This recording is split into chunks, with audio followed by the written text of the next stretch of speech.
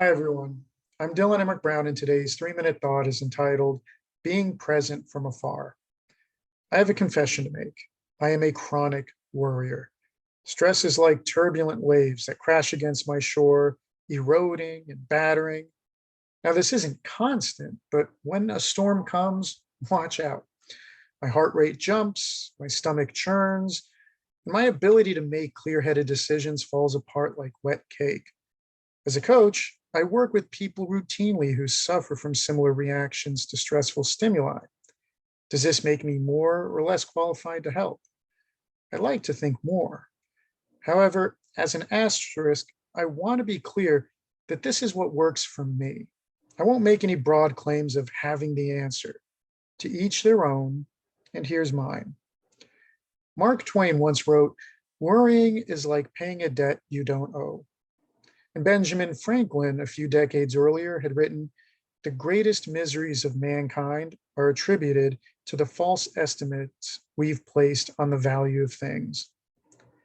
When feeling stressed and out of control, pause for a moment, take some deep breaths, close your eyes, unless you're driving, and consider your perspective.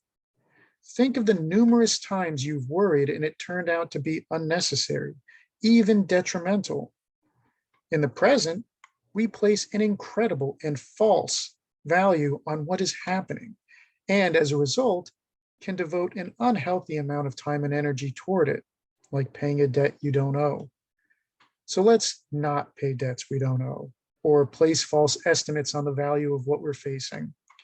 Whereas normally mindfulness is about grounding oneself in the present, these situations require us to get a 30,000-foot view of the present for perspective. Consider past situations in which you were stressed and ask yourself, how much was it worth? Not much, if anything, I would hazard a guess. Now consider yourself a week from now, a month from now, a year, or even toward the end of your life. Can you even remember this moment you're currently facing? Does it even register in the timeline of your life? Probably not. In a way, we're still being mindful in the present, but with a refreshed perspective of it. For me, stress and worry require a step outside of the moment, looking inward, because it's so easy for the moment to feel momentous. But with the gift of perspective, one that is, as far as we can tell, distinctly human, we can better treat the moment for what it is. It isn't the death of an entire tree, but rather the falling of a single autumnal leaf.